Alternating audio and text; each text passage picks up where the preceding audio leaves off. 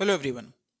हमारी operation NCERT series जिसके बारे में हमने आपको काफ़ी टाइम पहले बताया था कि हम ऑपरेशन एनसीईआरटी सीरीज़ यहाँ पे स्टार्ट करने वाले हैं। आप लोगों को टेलीग्राम चैनल पे हम रेगुलरली इसके रिगार्डिंग अपडेट दे रहे थे, तो आज से हम वही सीरीज स्टार्ट करने वाले हैं। तो इस लेक्चर को स्टार्ट करने से पहले एक बेसिक सा इंट्रोडक्शन मैं आपको इस सीरीज़ के रिगार्डिंग दूंगा। क्यों ये सीरीज़ आप लोगों के लिए इंपॉर्टेंट है और इसमें हम क्या आपको प्रोवाइड करने वाले हैं, कैसे कैसे चैप्टर्स को हम इसमें डिस्कस करेंगे, हर एक चीज़ मैं आपको इस वीडियो में बताऊंगा। तो वीडियो को आप लोग एंड तक ज़रूर देखिएगा। और छोटा सा इंट्रोडक्शन, जो भी चैप्टर हम इसमें स्टार्ट करने वाले हैं, बायोटेक्नोलॉजी हम स्टार्ट करने वाले हैं, आपने थंबनेल पे देखा ही होगा, उसका छोटा सा इंट्रोडक्शन भी मैं आपको दूंगा। तो एक छोटा सा शॉर्ट वीडियो होगा। आफ्टर दैट हम इस पूरे के लेक्चर्स को लॉन्ग फॉर्म में आपके सामने रखेंगे और बायोटेक्नोलॉजी को हम सबसे पहले क्यों कवर कर रहे हैं वो भी मैं आपको इस वीडियो में बताऊंगा। सबसे पहले ऑपरेशन एनसीईआरटी, इसमें आपको क्या क्या बेनिफिट्स होने वाले हैं। तो इसमें आपको तीन बेनिफिट्स जो हैं वो यहाँ पे मोस्ट इंपॉर्टेंट तीन बेनिफिट्स आपको यहाँ पे होने वाले हैं।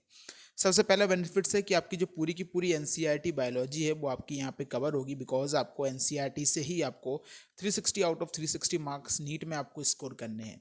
मैं चाहता हूँ कि मैं आपको कॉन्सेप्ट कुछ इस प्रकार से समझाऊँ, एनसीईआरटी की बायोलॉजी की एक एक लाइन आपको कुछ इस प्रकार से याद हो कि आपकी जो बॉटनी एंड जूलॉजी के मिला के जो 100 क्वेश्चन आते हैं, जिनमें से आपको 90 क्वेश्चन कंप्लीट करने होते हैं नीट एंट्रेंस एग्जामिनेशन में, आप वहाँ पे 100 के 100 क्वेश्चन कर पाएँ।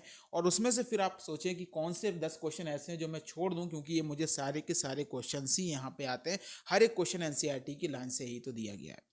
सेकेंडली, एनसीईआरटी की लाइन में जितने भी कॉन्सेप्ट हैं, जितने भी आपके टर्मिनोलॉजी हैं, जितने भी बेसिक इंपॉर्टेंट लाइंस हैं, जिनको कई बार क्या होता है कि हम मिस कर देते हैं, वो चीज़ें भी मैं आपको बताऊंगा कि आपको ये मिस नहीं करनी चाहिए। क्यों आपके लिए ये लाइन बहुत ही इंपॉर्टेंट है, एक चैप्टर से दूसरे चैप्टर से कैसे इसकी कनेक्टिविटी आपको यहाँ पे रखी जाएगी। तीसरा मैं आपको बताऊं तो एनसीईआरटी के हर एक पैराग्राफ से, कोई भी पैराग्राफ हो या फिर कोई भी लाइन हो, वहां से किस प्रकार के क्वेश्चन यहाँ पे एग्जामिनर आपसे पूछ सकता है। क्या कभी इस लाइन से या फिर इस पर्टिकुलर पैराग्राफ से क्वेश्चंस आपसे पूछे गए हैं, ये भी मैं आपको इस सीजन में, इस पूरे के पूरे सीरीज में मैं आपको यहाँ पे बताने वाला हूँ। हर एक चैप्टर के साथ हम यही करेंगे। एंड एट द एंड आपको जो भी नोट्स होंगे, जितने भी आपको, जो हम यहाँ पे आपको सामने नोट्स आपको लिख के मैं आपको समझा रहा हूँ, या आपको हमारी टेलीग्राम चैनल एनसीईआरटी ग्लोज पे आपको यहाँ पे मिल जाएंगे। तो आप वहाँ से इन चीज़ों को भी यहाँ पे डाउनलोड करके देख सकते हैं। तो ये छोटा सा इंट्रोडक्शन था यहाँ पे सीरीज़ का कि ऑपरेशन एनसीईआरटी सीरीज़ ही इसका नाम क्यों रखा है, इसमें क्या तीन बेनिफिट्स जो हैं वो आपको होने वाले हैं, क्यों आपको ये सीरीज़ मस्ट वॉच है। ज़रूर आप लोग देखिएगा, बहुत ही आपको मज़ा आएगा। कॉन्सेप्ट हर एक एनसीईआरटी की एक लाइन, जब आप इस लेक्चर को देखने के बाद जैसे ही आप एनसीईआरटी की लाइन पढ़ेंगे या फिर एनसीईआरटी की बुक की रीडिंग करेंगे, ये एक मस्ट है। अगर आप लोग ये लेक्चर देख रहे हैं उसके बाद आप लोग एनसीईआरटी की रीडिंग ज़रूर कीजिएगा। जितना मैं आपको पढ़ा देता हूँ उतनी रीडिंग आप लोगों के लिए बहुत ज़रूरी है, तो वो रीडिंग आप लोग ज़रूर कीजिएगा। और हम लोग अब इस सीरीज़ में पहला जो हमारा चैप्टर है बायोटेक्नोलॉजी, इसको स्टार्ट करेंगे। लेकिन उसके पहले मैं आपको बता दूं कि हम लोगों ने बायोटेक्नोलॉजी पहले क्यों स्टार्ट की है, क्योंकि मार्क्स के बेसिस पे biotechnology plus ecology plus genetics हम पहले क्लास 12th को कवर करेंगे, वो भी हम बैक साइड से इसको कवर करते चले आएंगे। क्योंकि जो आपके बायोटेक्नोलॉजी हुई या फिर आपका इकोलॉजी हुई या फिर माइक्रोस ह्यूमन वेलफेयर हुए, ये वो चैप्टर हैं जिनसे काफ़ी ज़्यादा क्वेश्चन पूछे जाते हैं और इनको समझने में या फिर इनको याद करने में उतनी ज़्यादा डिफिकल्टीज नहीं होती हैं। इसको रिवीजन करने में भी ईजिली आपको होगा। अगर आपको एक बार ये चैप्टर समझ में आ गया तो आप इसको ईजिली रिवाइज कर पाएंगे। इसलिए हमने सबसे पहले आपके सामने ये चैप्टर्स रखे हुए हैं। तो हम लोग स्टार्ट करेंगे। जो हमारा पहला चैप्टर है उस चैप्टर का नाम है बायोटेक्नोलॉजी, जिसको हम यहाँ पे स्टार्ट करने वाले हैं। देखिए, जैसे अगर आप एनसीईआरटी का चैप्टर नंबर 9 स्टार्ट करेंगे, ओपन करेंगे, तो उसमें पहले ही पैराग्राफ पे एनसीईआरटी जो है वो बायोटेक्नोलॉजी की डेफिनेशन आप लोगों के सामने दे देती है। एनसीईआरटी बता देती है कि बायोटेक्नोलॉजी है क्या। बेसिकली बायोटेक्नोलॉजी है क्या, जो एनसीईआरटी डेफिनेशन लिखती है, it deals with the technique using living organism. Live organism जो जिंदा ऑर्गेनिज्म है या फिर जो हमारी लिविंग ऑर्गेनिज्म है, उसमें हम कुछ टूल्स और टेक्निक का हम यहाँ पे यूज़ करते हैं। टूल्स एंड टेक्निक का हम यहाँ पे यूज़ करते हैं और इनको यूज़ करने के बाद उस ऑर्गेनिज्म से हम जो है वो यहाँ पे एक प्रोडक्ट का फॉर्मेशन करते हैं, जो कि प्रोडक्ट किसके लिए बेनिफिशियल होता है, जो कि प्रोडक्ट हम ह्यूमन के लिए जो है वो यहाँ पे काफ़ी ज़्यादा यूज़फुल होता है। ये एनसीईआरटी का यहाँ पे कहना है और एनसीईआरटी इस बात को यहाँ पे बड़े आसान शब्दों में यहाँ पे लिखती है। मैं अगर आपको पीछे ले चलूं, अगर आप लोगों ने, जो लोग रिपीटर्स होंगे, जो लोग ड्रॉपर्स होंगे, उनको पता होगा एनसीईआरटी की एक एक लाइन उनको भी पता होगी। अगर आप sexual reproduction in flowering plant में पढ़ें तो वहाँ पे एक लाइन आती है, जिसको इस प्रकार से लिखा गया है कि जो फ्लावर्स हैं वो केवल और केवल इंसान के यूज़ के लिए नहीं है, कि इंसान उनको ले लिए, इंसान ने उनसे कोई ऑर्नामेंट्स या फिर उनसे कोई परफ्यूम्स बना ली, या फिर फूलों का अलग अलग जगह इस्तेमाल कर रहे हैं, किसी को गिफ्ट कर रहे हैं, या फिर हम मंदिरों में फूल चढ़ाते हैं। केवल इसीलिए जो प्लांट है उनके ऊपर फ्लावर्स जो है वो नहीं आते हैं। फ्लावर का कोई ना कोई यूज़ जो है वो प्लांट के लिए होता है। प्लांट को सेक्सुअल रिप्रोडक्शन की प्रोसीजर को कंप्लीट करने के लिए फ्लावर की ज़रूरत जो है वहाँ पे होती है। फ्लावर इसीलिए फ्लावर प्राइमोडिया से जो है वहाँ पे फ्लावर का फॉर्मेशन यहाँ पे होता है। लेकिन होता क्या है, क्योंकि हम ह्यूमंस हैं, हम सेल्फिश हैं, हमको हर चीज़ हमारे लिए चाहिए। आप एक बात बताइए मुझे, मान लीजिए एक मेडिकल की कॉलेज की एक सीट है, दो बच्चे हैं। अगर ये कहा जाए कि दोनों बच्चे उस सीट को ले सकते हैं, लेकिन आपके पास एक चॉइस दी गई, रात भर का आपको समय दिया गया कि आप दोनों में से कोई एक बंदा इस सीट को रिजाइन कर दीजिए। दोनों ने 3-3 साल मेहनत की है, 3-3 ईयर दोनों ने मेहनत की है। आप दोनों बताइए कि इन दोनों में से कोई होगा, आप दोनों दो लोग होंगे, अगर आप में से कोई ऐसा होगा जो ये डिसाइड करेगा कि मैं ये सीट नहीं ले रहा हूँ, ये सीट तुम ले लीजिए, मुझे सीट नहीं चाहिए। कोई नहीं होगा, क्योंकि हमें सीट हमारे लिए चाहिए, हम मेहनत हमारे लिए कर रहे हैं, हमें सीट हमारे लिए चाहिए। इसी प्रकार से हुआ क्या, जब क्लासिफिकेशन किया जा रहा था, जब ऑर्गेनिज्म का क्लासिफिकेशन किया जा रहा था, नोमेनक्लेचर किया गया, उसके बाद जब स्टडी की गई ऑर्गेनिज्म का, जब क्लासिफिकेशन हो गया, हर एक चीज़ हो गई, उसके बाद जब ऑर्गेनिज्म को स्टडी किया गया तो अलग अलग बेसिस के हिसाब के बेसिस पे उनको कौन सा सेल उनमें पाया जाता है, न्यूक्लियर उनकी सेल ऑर्गेनाइजेशन आपको पता होना चाहिए, CTMRP के बेसिस पे उनको क्लासीफाई किया, cell structure, thallus, mode of nutrition, reproduction and phylogenetic relationship, इनके बेसिस पे 5 किंगडम क्लासिफिकेशन में हमने उनको क्लासीफाई किया। उसके बाद जब हम आगे बढ़े तो हमने यहाँ पे ह्यूमन जीनोम प्रोजेक्ट के बारे में भी हमने देखा। ह्यूमन जीनोम प्रोजेक्ट में हमको पता चला, क्योंकि हमको मालूम है कि जो डीएनए होता है उस डीएनए से एमआरएनए का फॉर्मेशन होता है, उस पर्टिकुलर एमआरएनए से जो है वो आपकी प्रोटीन का फॉर्मेशन होता है, उस पर्टिकुलर प्रोटीन से जो है वो एंजाइम का फॉर्मेशन होता है। मेन फंक्शनल यही है कि एंजाइम जो है हमारे बॉडी के अंदर बन गए, इन्हीं एंजाइम से पूरी की पूरी प्रोसीजर जो है वो यहाँ पे चल रही है। तो जब ह्यूमन जीनोम प्रोजेक्ट हो गया, हमको हर एक हमको डीएनए के बारे में पता चल गया, हमको डीएनए के साथ साथ हमको जीन के बारे में पता चल गया, कैसे एमआरएनए से कौन सी प्रोटीन बन रही है, हमको कोडोन, एंटीकोडोन, हर एक चीज़ के बारे में पता चल गया। हमको जब एंजाइम के बारे में पता चल गया, तब इंसानों का, हम लोगों का दिमाग काम किया कि ये जो पर्टिकुलर ऑर्गेनिज्म है, किसी भी माइक्रोब के द्वारा जो भी यहाँ पे एंजाइम सिक्रीट किया जा रहा है, क्या इसको हम किसी न किसी तरह से अपने बेनिफिशियल के लिए ले सकते हैं, कि हम इसको किसी न किसी तरह से हम अपने यूज़ में ले सकते हैं कि नहीं ले सकते हैं। जब ये इंसानों के दिमाग में आया, तब हमने यहाँ पे कहा कि बायोटेक्नोलॉजी की प्रोसेस जो है वो यहाँ पे होती है।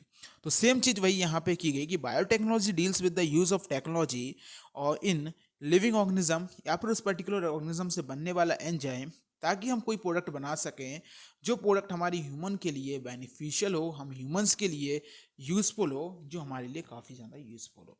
ये चीज़ पहले पैराग्राफ में, पहली ही लाइन में यहाँ पे एनसीईआरटी ने लिख रखी है। चलिए अब हम आगे बढ़ेंगे। अब यहाँ पे जो चीज़ आती है, जो एक बहुत ही इंपॉर्टेंट टर्मिनोलॉजी आती है, जिसको हम कहते हैं कर्ड का फॉर्मेशन। एनसीईआरटी फिर यहाँ पे लिखती है कि अगर हम माइक्रोमीडिएट प्रोसेस के देखें, जैसे कि कर्ड हुई, या फिर ब्रेड का फॉर्मेशन हुआ, या फिर वाइन का फॉर्मेशन हुआ, ये जो सारी की सारी माइक्रोमीडिएट प्रोसेस हैं, ये भी एक प्रकार की बायोटेक्नोलॉजी है। देखिए, अगर आप अपने घर से बाहर निकलेंगे, अपने घर के बाहर जैसे ही आप जाएंगे और अलग अलग थोड़ा सा पूरा शहर का राउंड लगा के आएंगे, तो आपको कहीं ना कहीं पे ये बायोटेक्नोलॉजी की प्रोसेस हर घर में, या फिर आपको कहीं ना कहीं ये देखने को मिल रही होगी। कुछ मॉडर्न बायोटेक्नोलॉजी है जो आजकल बड़े बड़े टूल्स एंड टेक्निक्स के द्वारा हो रही है, कुछ आपकी ट्रेडिशनल बायोटेक्नोलॉजी है जो कि माइक्रोमीडिएट बायोटेक्नोलॉजी है। लेकिन वो बायोटेक्नोलॉजी क्यों है, वो भी मैं आपको अभी समझाने वाला हूँ। जैसे कि कहा गया, एनसीईआरटी ने कहा कि कर्ड का फॉर्मेशन, या फिर ब्रेड, या फिर वाइन, जो कि माइक्रोमीडिएट प्रोसेस हैं, ये भी एक प्रकार की बायोटेक्नोलॉजी ही है। क्यों है? मिल्क से कर्ड का फॉर्मेशन होना किसके द्वारा? लैक्टिक एसिड बैक्टीरिया के द्वारा। लैक्टिक एसिड बैक्टीरिया के द्वारा मिल्क से कर्ड का फॉर्मेशन होना, ये एक प्रकार की बायोटेक्नोलॉजी है। लेकिन ये मशीनों के द्वारा नहीं हो रही है, कोई बहुत ही बड़े बड़े मशीनों या फिर बहुत ही बड़े बड़े फैक्ट्रीज एरिया में ये फिर उन मशीनों से नहीं की जा रही है कि ये बहुत बड़ी बड़ी टूल्स एंड टेक्निक्स हम इसमें यूज़ कर रहे हैं। नॉर्मली हम अपने घर में भी, अगर आप अपने मम्मी को देखें, अपनी दादी को देखें, किसी को भी देखें, तो वो दही जमाती हैं। तो वही चीज़ है कि मिल्क से कर्ड का फॉर्मेशन होना एक ट्रेडिशनल टाइम से हम करते चले आ रहे हैं, लेकिन ये एक माइक्रोमीडिएट प्रोसेस है। इसमें भी किसी ना किसी लिविंग ऑर्गेनिज्म का या फिर हम एंजाइम का यूज़ कर रहे हैं, जिससे एक प्रोडक्ट का फॉर्मेशन हो रहा है, और जो प्रोडक्ट हम ह्यूमंस के लिए बेनिफिशियल है। मैं आपको कर्ड का एग्जांपल दे देता हूँ, ये कर्ड आपके लिए कैसे बेनिफिशियल है। लैक्टिक एसिड बैक्टीरिया एक लैक्टिक एसिड बैक्टीरिया, आपको पता है कि लैक्टिक एसिड सिक्रीट करता है। लैक्टिक एसिड बैक्टीरिया मिल्क में जो प्रोटीन होती हैं उन प्रोटीन का पार्शियली डाइजेशन करता है। ये बहुत ही इंपॉर्टेंट लाइन है, आपको माइक्रोब्स ह्यूमन वेलफेयर में दिखेगी कि मिल्क में जो प्रोटीन प्रेजेंट होती हैं उन प्रोटीन का पार्शियली डाइजेशन जो है वो लैक्टिक एसिड बैक्टीरिया के द्वारा किया जाता है और मिल्क को कर्ड में कन्वर्ट कर दिया जाता है। मिल्क को किस में कन्वर्ट कर दिया जाता है? कर्ड में कन्वर्ट कर दिया जाता है। मिल्क जब कर्ड में कन्वर्ट होता है तो इसमें हमारे दो बेनिफिट होते हैं। पहला, विटामिन B12 जो है वो इसमें काफ़ी ज़्यादा अमाउंट मात्रा में विटामिन B12 जो है इंक्रीज हो जाती है। विटामिन B12 हमारे लिए इंपॉर्टेंट है। सेकेंडली, हमारे स्टोमक में जो डिसीज कॉजिंग माइक्रोब्स हैं उनका भी ये चेकआउट जो है वो चेकिंग यहाँ पे करता है कि हमारे स्टोमक में क्या कोई डिसीज कॉजिंग माइक्रोब्स प्रेजेंट हैं या फिर नहीं है।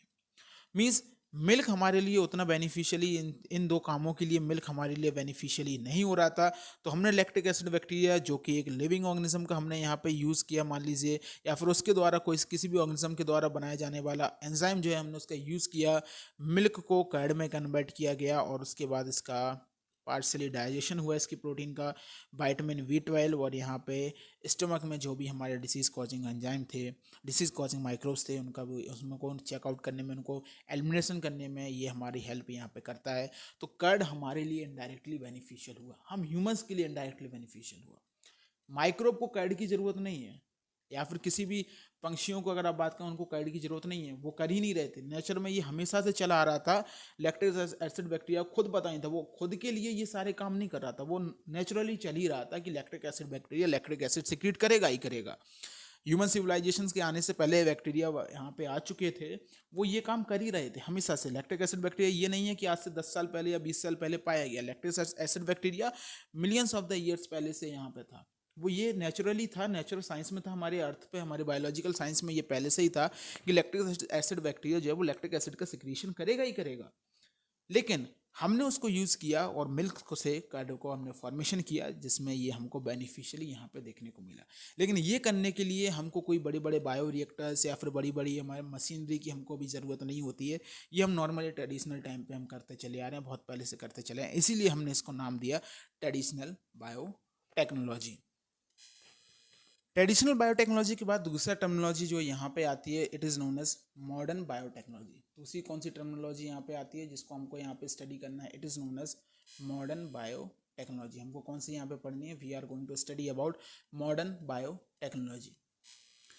मॉडर्न बायोटेक्नोलॉजी क्या है? देखिए, अभी तक जो सारी की सारी मैंने आपको बताई, कर्ड का फॉर्मेशन होना, ब्रेड का फॉर्मेशन होना, बाइन का फॉर्मेशन होना, ये एक ट्रेडिशनल बायोटेक्नोलॉजी। लेकिन अगर मैं आपसे बात करूँ test tube baby programme, test tube baby programme का होगा, या फिर मैं आपसे कहूँ DNA वैक्सीन का फॉर्मेशन होना,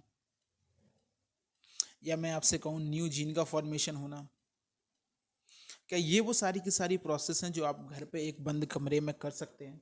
नहीं कर सकते। इसके लिए आपको रिसर्च एरिया की ज़रूरत पड़ेगी, आपको रिसर्च की ज़रूरत पड़ेगी, आपको माइक्रोस्कोप की ज़रूरत पड़ेगी, आपको अलग अलग माइक्रोब्स की ज़रूरत पड़ेगी, आपको एक पूरे से पूरे एक लैब की आपको ज़रूरत पड़ेगी, तब जाके आप ये सारी की सारी जो है वो तीनों की तीनों काम यहाँ पे कर सकते हैं। टेस्ट ट्यूब बेबी प्रोग्राम हुआ, हमने इसको रिप्रोडक्टिव हेल्थ में पढ़ेंगे काफ़ी अच्छे से। DNA वैक्सीन का फॉर्मेशन होना, न्यू जीन का फॉर्मेशन होना। देखिए, कई बार न्यू जीन का फॉर्मेशन कैसे होता है? अभी रिसेंटली हमने देखा कि कोविड का जो है वो पूरा का पूरा केसेस यहाँ पे चले थे, कोविड फैला था, उसके बाद कोविड की वैक्सीन आई।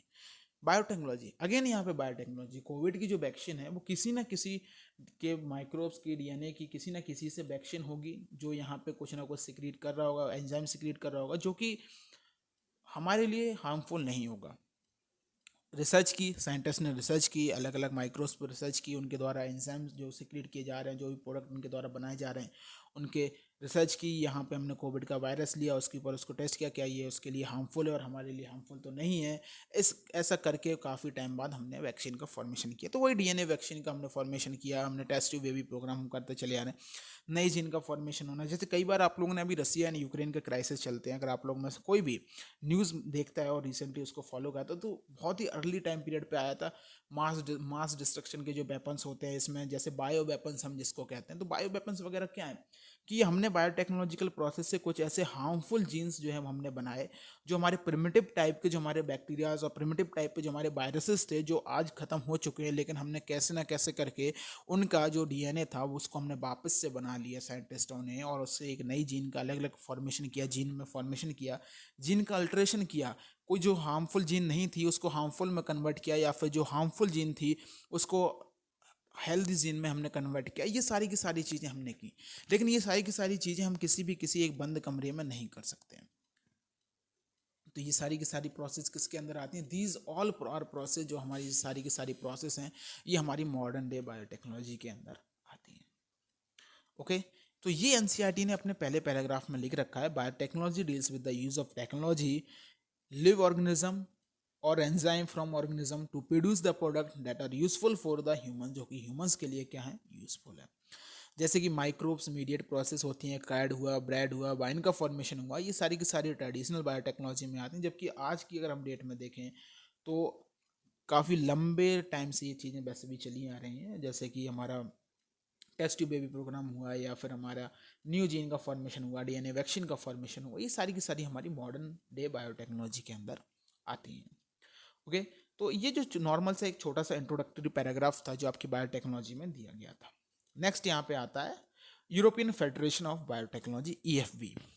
तो ये आप लोगों के लिए थोड़ा सा इंपॉर्टेंट है, इसको याद रखिएगा, EFB, European federation of biotechnology. मैं सबसे पहले आपको यहाँ पे बता देता हूँ, यहाँ से 2 क्वेश्चन जो है वो एग्जामिनर पूछ सकता है। अगर एग्जामिनर को बहुत ही एक इजी क्वेश्चन रखना है बायोटेक्नोलॉजी से तो वो यहाँ से रख देगा। सबसे पहले आपसे क्वेश्चन में रख देगा कि EFB का फुल फॉर्म क्या है। EFB 4 ऑप्शन दे देगा, European federation of biotechnology, European federation of biology, Europe federation of botany, ऐसे 4 ऑप्शन आपके सामने दे देगा। अब पूछेगा कि इनमें से कौन सा जो है करेक्ट फुल फॉर्म है EFB का, तो आप लोग सीधा बता देंगे European federation of biotechnology. Next यहाँ पे है, इसकी जो डेफिनेशन है वहाँ से आपके सामने क्वेश्चन रख सकता है एग्जामिनर, और आपसे एक क्वेश्चन पूछ सकता है कि EFB ये किस चीज़ की डेफिनेशन है। EFB जो यूरोपियन फेडरेशन ऑफ बायोटेक्नोलॉजी है वो आपसे क्या कहता है। तो यूरोपियन फेडरेशन ऑफ बायोटेक्नोलॉजी ने क्या किया कि जो ट्रेडिशनल हमारी बायोटेक्नोलॉजी थी और जो हमारी मॉडर्न बायोटेक्नोलॉजी थी, इन दोनों को उन्होंने मर्ज किया, इन दोनों के जो डेफिनेशन थी उन दोनों को मर्ज किया, और एक नई डेफिनेशन जो है वो यूरोपियन फेडरेशन ऑफ बायोटेक्नोलॉजी ने आपके सामने दी। यूरोपियन फेडरेशन ऑफ बायोटेक्नोलॉजी कहता है that it is the integration, क्या क्या? It is the integration of natural science. Natural science का इंटीग्रेशन है किसके साथ?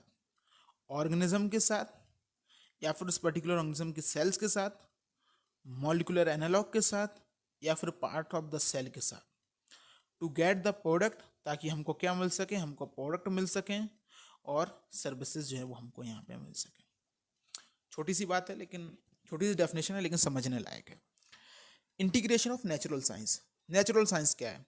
माइक्रोब्स वगैरह जो अभी तक मैंने आपको बताया कि माइक्रोब्स जैसे कोई भी एंजाइम का सिक्रीशन कर रहा है। देखिए, हर जिसके अंदर डीएनए पाया जा रहा है वो डीएनए से एमआरएनए का फॉर्मेशन करेगा, एमआरएनए से प्रोटीन का फॉर्मेशन करेगा, प्रोटीन जो है वो यहाँ पे एंजाइम का फॉर्मेशन करेगी। ये आपको पता है सेंट्रल डोग्मा। ये जो एंजाइम है ये नेचुरली प्रोसेस चल रही थी। ऐसा नहीं है कि मान लीजिए कोई भी माइक्रोब से या फिर कोई भी है, ऐसा नहीं है कि उसने ये कहा कि उसके अंदर ये सारी की सारी प्रोसेस नहीं चल रही थी। एक रिमोट होता है, हमारे पास एक रिमोट होना चाहिए, उस रिमोट से ही ये सारी की सारी प्रोसेस होती हैं, हम यहाँ से उसको ऑन ऑफ कर सकते हैं। हमारे नेचर में, हमारे नेचुरल साइंस में ये सारी की सारी प्रोसेस पहले से चली आ रही थी। एंजाइम का सिक्रीशन हो रहे थे, अलग अलग प्रकार के एंजाइम का सिक्रीशन हो रहा था। वो एंजाइम का उस पर्टिकुलर ऑर्गेनिज्म के लिए कोई ना कोई रोल होगा, उस पर्टिकुलर ऑर्गेनिज्म की बॉडी के लिए रोल होगा। ये तो हम ह्यूमंस हैं जिसको उसके अपने लिए, अपने फ़ायदे के लिए उसका यूज़ करने लगे हैं। तो EFB क्या कहता है कि इस नेचुरल साइंस का हमने इंटीग्रेशन किया किसके साथ? किसी पर्टिकुलर ऑर्गेनिज्म के साथ। सपोज कीजिए ये हमारा एक ऑर्गेनिज्म है जिसका नाम है श्यामलाल, इसकी बॉडी के साथ, या फिर इसकी बॉडी में जो सेल्स हैं उस सेल्स के साथ, या फिर सेल्स के किसी पार्ट के साथ। और किया क्या कि ताकि हमको प्रोडक्ट्स मिल सकें और हमको सर्विसेज जो हैं वो यहाँ पे मिल सकें। बस EFB का इतना कहना है कि it is the integration of natural science, organism, parts of cells and molecular analogue to get the product that are useful for us, जो कि हमारे लिए यूजफुल है, वो हमने यहाँ पे किया EFV ने इतना कहा, केवल और केवल EFV का इतना कहना है। ये आपको एनसीईआरटी ने पहले पैराग्राफ में दे रखा, और ये डेफिनेशन जो आपकी EFV की है वो आपसे पूछी जा सकती है, तो इसको आप लोग अंडरलाइन कर लीजिएगा, और EFV का जो फुल फॉर्म है उसको भी आप यहाँ पे अंडरलाइन कर लीजिएगा।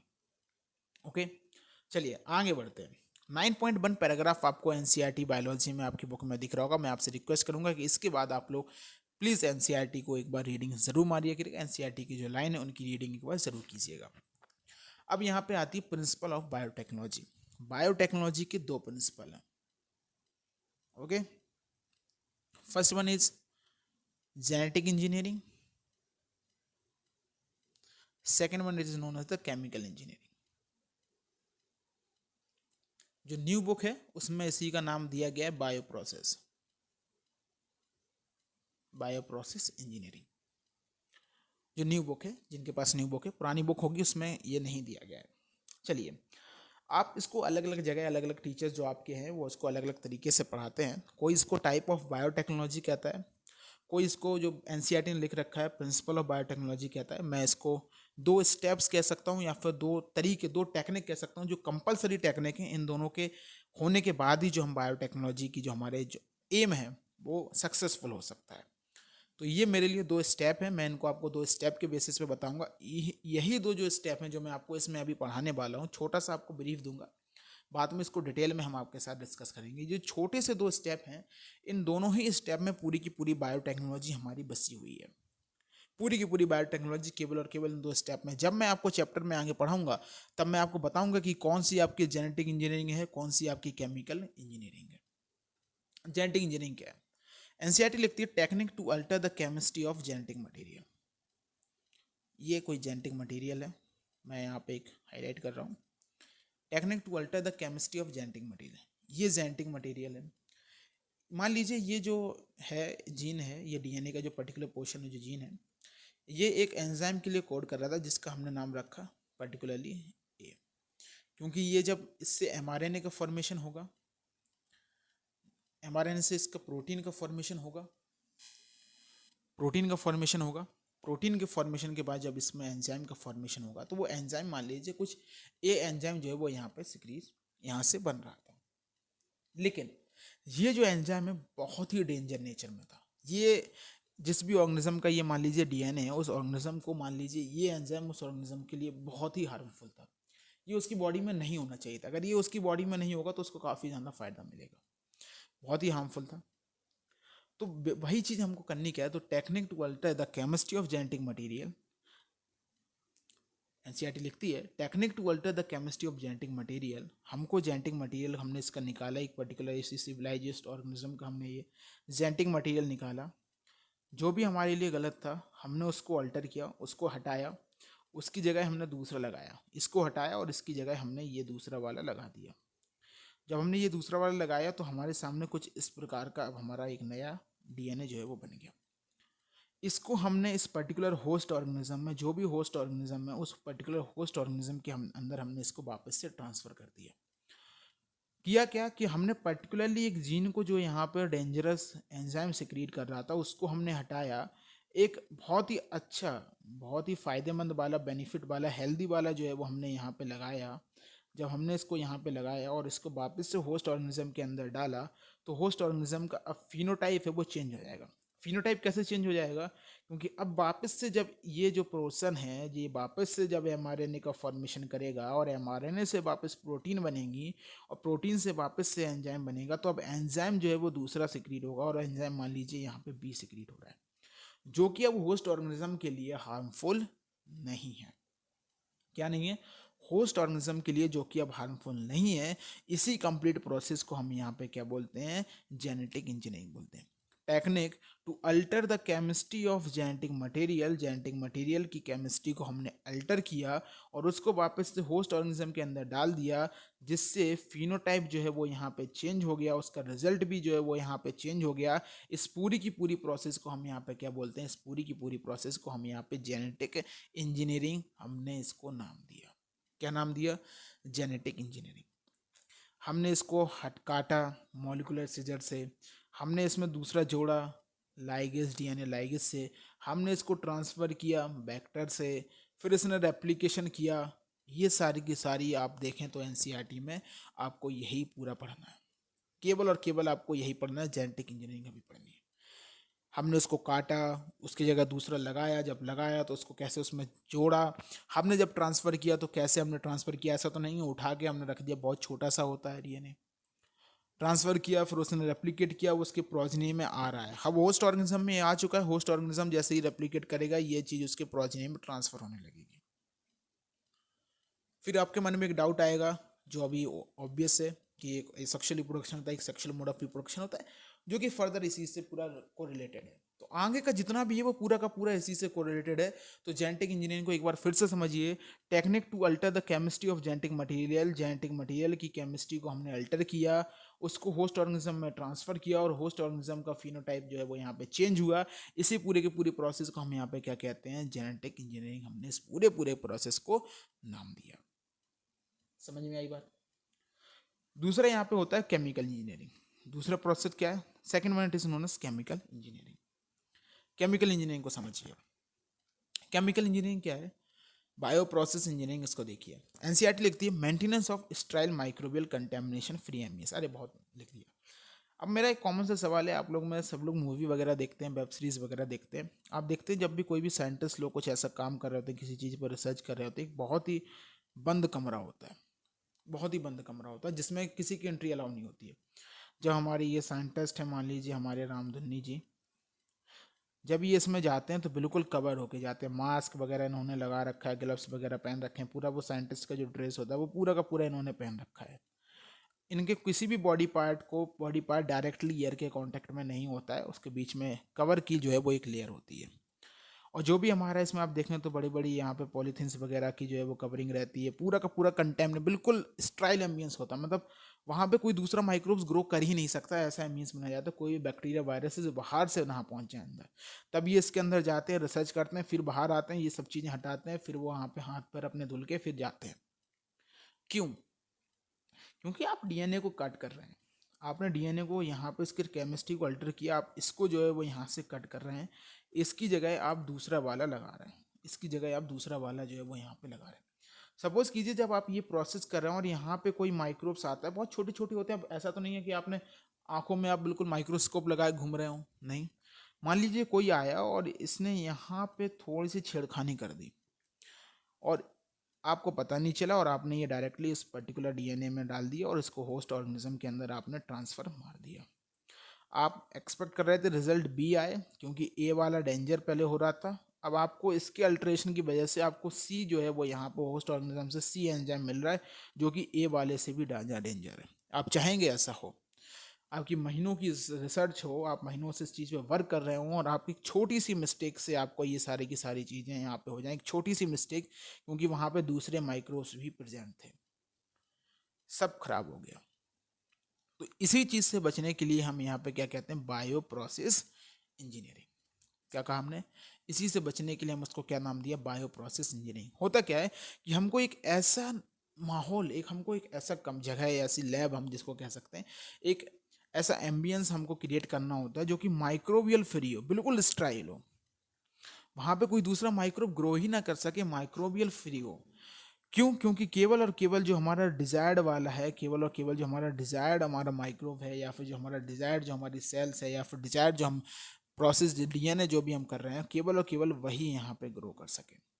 या फिर वो होस्ट ऑर्गेनिज्म जिसके अंदर हमने इसको ट्रांसफ़र किया है, ये जो होस्ट ऑर्गेनिज्म जिसके अंदर हमने यहाँ पे जेनेटिक इंजीनियरिंग से हमने यहाँ पे एक नया जो डीएनए था जिसमें अल्ट्रेशन किया था, उसको हमने होस्ट ऑर्गेनिज्म के अंदर ट्रांसफ़र किया था, केवल और केवल वही जो है वो यहाँ पे ग्रो कर सके, कोई दूसरा ग्रो ना कर सके, या फिर कोई दूसरा इसके आसपास आके इसको अफेक्ट ना कर सके। केवल और केवल जो है वो डिजायर्ड वाला ही होस्ट ऑर्गेनिज्म में, या फिर जो हमारी यूकेरियोटिक सेल्स है, अगर हम सेल पे वर्क कर रहे हैं, या फिर हम किसी एंजाइम पे वर्क कर रहे हैं, या फिर किसी माइक्रोब पे वर्क कर रहे हैं, केवल और केवल वही यहाँ पे ग्रो कर सके, कोई दूसरा ग्रो ना कर सके, ताकि हम हमारे जो प्रोडक्ट हैं, जो कि हमारे एंजाइम्स हों, या फिर हमारे एंटीबायोटिक्स हों, या फिर हमारे वैक्सीन्स हों, केवल और केवल हमारी डिजायर्ड वाले ग्रो कर सके और हम इनका प्रोडक्शन जो है वो लार्ज स्केल पे कर सकें, इसीलिए हमको केमिकल इंजीनियरिंग से एक ऐसे एम्बियंस की रिक्वायरमेंट यहाँ पे होती है। बात आई समझ में? दो प्रोसेस थी, genetic engineering and chemical engineering. Genetic engineering में हमको क्या करना होता है, to alter the chemistry of genetic material, to alter the chemistry of genetic material and to introduce it into the host, उसको होस्ट में इंट्रोड्यूस करना और होस्ट का फिनोटाइप चेंज करना। इस प्रोसेस को हम यहाँ पे क्या कहते हैं, this is known as genetic engineering. ये पूरी की पूरी प्रोसेस को हम क्या कहते हैं, इस पूरी की पूरी प्रोसेस को हम यहाँ पे बोलते हैं जेनेटिक इंजीनियरिंग। दूसरा क्या है आपकी, केमिकल इंजीनियरिंग। क्या है दूसरी आपकी chemical engineering. Chemical engineering maintenance of microbial contamination free ambience. Microbial contamination free ambience हमको बनाना है जिसमें कोई भी दूसरा माइक्रोब्स ना हो, माइक्रोबियल कंटेमिनेशन फ्री एम्बियंस बनाना, ताकि हमारा जो डिजायर्ड हमारा माइक्रोब्स है या फिर जो होस्ट है या फिर जो हमारा डीएनए जो भी हो, केवल और केवल वही ग्रो कर सके, ताकि जो हमारे लिए बेनिफिशियरी जो एंजाइम्स हैं, एंटीबायोटिक्स हैं या फिर हमारी वैक्सीन्स हैं, केवल और केवल वो हम यहाँ पे बना सकें, कोई दूसरा माइक्रोब्स आके इसमें कोई भी छेड़खानी ना कर दे। इसीलिए हमको केवल और केवल ये माइक्रोबियल कंटेमिनेशन फ्री एम्बियंस की यहाँ पे ज़रूरत होती है। ओके, तो ये छोटा सा पैराग्राफ था जो छोटे से इंट्रोडक्टरी लेक्चर में हमने आपके साथ यहाँ पे शेयर किया। फिर से आप एक बार देखिए, बायोटेक्नोलॉजी होती क्या है, तो एनसीईआरटी कहती है biotechnology the use of technology in live organism और enzyme from the organism to get the product that are useful for the human beings. फिर हमने दो प्रकार की बायोटेक्नोलॉजी पढ़ी, traditional biotechnology and modern biotechnology. Traditional biotechnology जैसे curd का formation होना, ब्रेड का फॉर्मेशन होना, वाइन का फॉर्मेशन होना। मॉडर्न बायोटेक्नोलॉजी में अगर आप देखें तो मॉडर्न बायोटेक्नोलॉजी में अपना test tube baby programme, DNA vaccine और न्यू जीन का फॉर्मेशन, ये सारी की सारी प्रोसेस आपकी आज मॉडर्न डे बायोटेक्नोलॉजी में आती हैं। देन हमने यहाँ पे यूरोपियन फेडरेशन ऑफ बायोटेक्नोलॉजी के बारे में पढ़ा। यूरोपियन फेडरेशन ऑफ बायोटेक्नोलॉजी का कहना था, ईएफबी का कहना था कि उन्होंने ट्रेडिशनल व्यू और मॉडर्न व्यू दोनों को साथ में लाया और एक कॉमन डेफिनेशन दी कि बायोटेक्नोलॉजी है क्या, तो it is the integration of natural science और ऑर्गेनिज्म या फिर किसी भी ऑर्गेनिज्म की सेल या फिर उनकी पार्ट ऑफ सेल या फिर मॉलिक्यूलर एनालॉग का इंटीग्रेशन है, ताकि हमको प्रोडक्ट और सर्विसेज जो है वो यहाँ पे मिल सकें। फिर हमने बायोटेक्नोलॉजी के मेन दो स्टेप जो होते हैं वो हमने यहाँ पे डिस्कस किए, genetic engineering and bio process और केमिकल इंजीनियरिंग। जेनेटिक इंजीनियरिंग में हम किसी भी पर्टिकुलर डीएनए को अल्टर करते हैं और उसको होस्ट ऑर्गेनिज्म में ट्रांसफर करते हैं, ताकि हमको जो हमारा डिजायर्ड माइक्रोब्स या फिर डिजायर्ड जो हमारे प्रोडक्ट हैं वो हमको यहाँ पे मिल सकें। सेकेंडली यहाँ पे आता है केमिकल इंजीनियरिंग। केमिकल इंजीनियरिंग में हम एक माइक्रोबियल कंटेमिनेशन फ्री एम्बियंस का फॉर्मेशन करते हैं, माइक्रोबियल कंटेमिनेशन फ्री एम्बियंस यहाँ पे प्रोड्यूस यहाँ पे हम बनाते हैं, ताकि हमारा केवल और केवल डिजायर्ड जो होस्ट है या फिर डिजायर्ड जो हमारा माइक्रोब्स है या फिर जो हमारी पर्टिकुलर सेल है डिजायर्ड, वही केवल और केवल यहाँ पे ग्रो कर सके। तो आज के लिए केवल इतना ही। नेक्स्ट जो आपका लेक्चर होगा वो काफ़ी ज़्यादा इंपॉर्टेंट होगा, क्योंकि इसमें जो हमारी जेनेटिक इंजीनियरिंग है उसके जो बेसिक ऑल द स्टेप्स हैं वो सारे के सारे स्टेप आपको बताऊंगा, केवल और केवल एक लेक्चर में उसमें लूँगा। 1 घंटे के आसपास का एक लेक्चर होगा जिसमें आपको जेनेटिक इंजीनियरिंग के जितने भी स्टेप हैं वो कंप्लीट स्टेप में आपको बताऊँगा। Thank you.